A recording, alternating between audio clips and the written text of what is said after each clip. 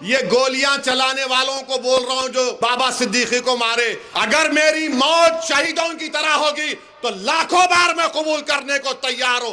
कब चलाएगा गोली? चला मुझ पर। वारिस पठान इंशाल्लाह कामयाब हो गए तो सबसे ज्यादा तकलीफ जिस्म के उस हिस्से में किसी को होगी तो देवेंद्र फडणवीस को होगी। और जिहाद हुआ, और जिहाद हुआ।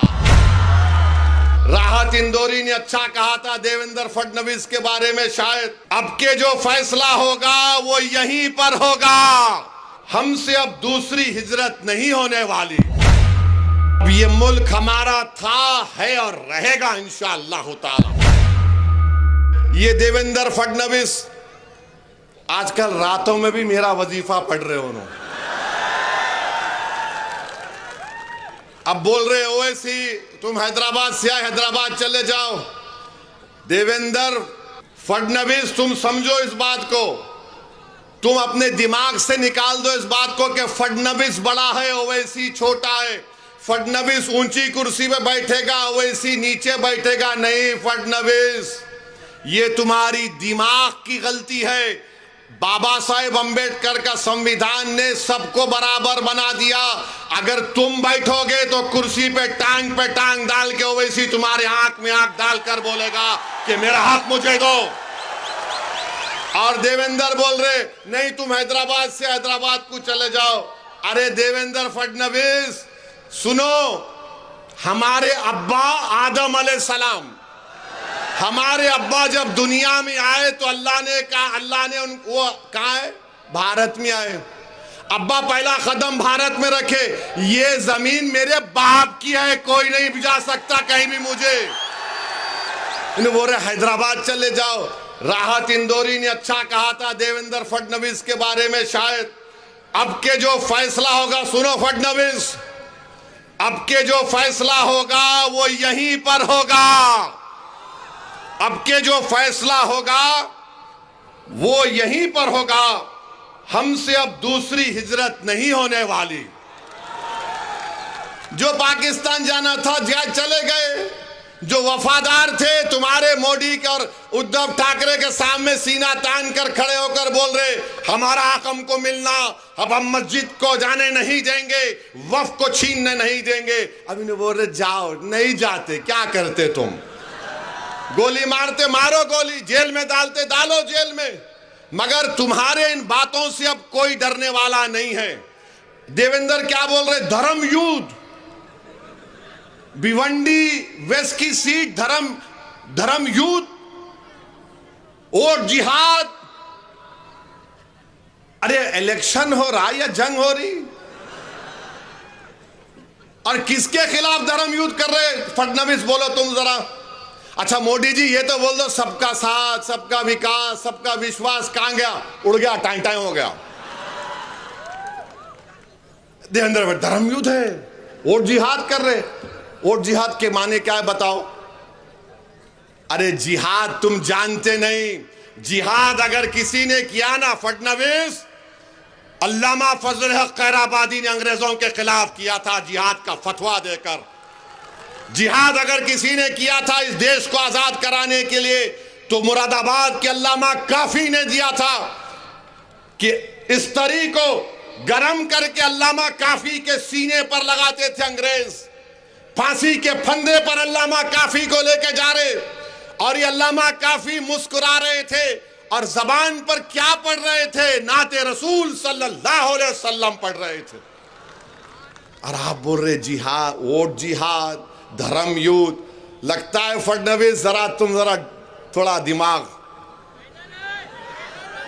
जो आप नौत बोलो, मैं बोलता ना, वरना बोलेंगे वोट जिहाद भिवंडी वेस्ट में हो रहा है।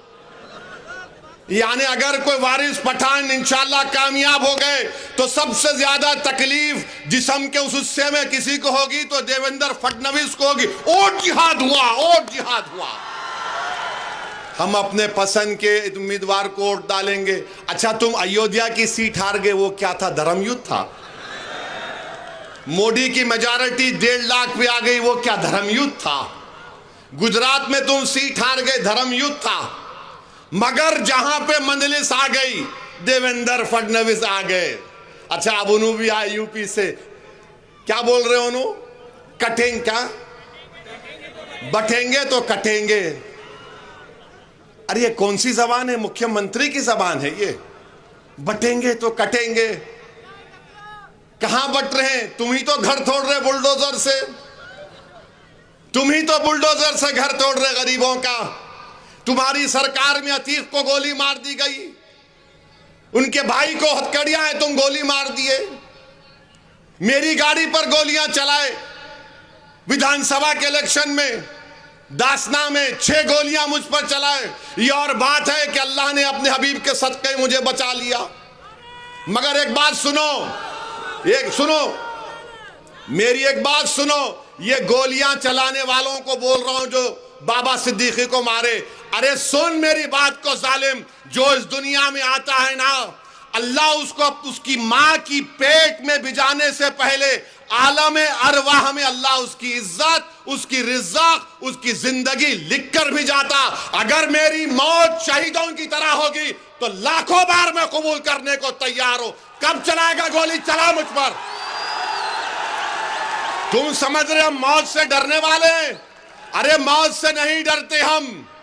हमारी दुआ एक ही होती कि जब कभी भी जिस्म से अल्लाह रूह निकालेगा, एक बार अल्लाह अपने हबीब का दीदार करा दे और कलमे पे हमारा जबान पर कलमा अल्लाह नाफिज कर ले, हम जाएंगे दुनिया से, हम जाएंगे। सबको जाना है। बल्कि मैं तो दुआ करूंगा कि अल्लाह, आप सब आमीन बोलना, या अल्लाह नरेंद्र मोदी को, अमित शाह को, देवेंद्र फडणवीस को अल्लाह 130 साल की उम्र दे।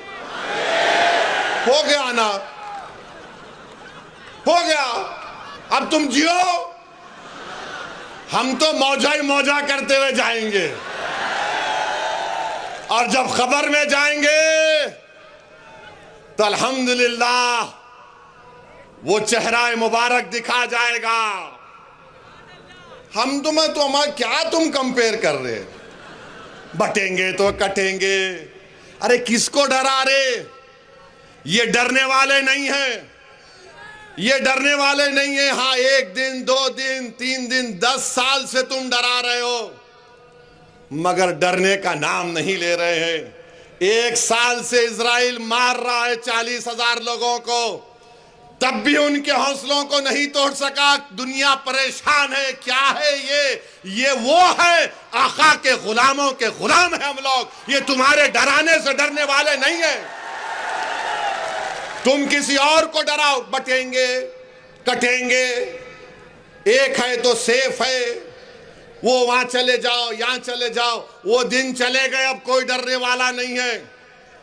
अब ये मुल्क हमारा था, है और रहेगा इंशाअल्लाह ताला।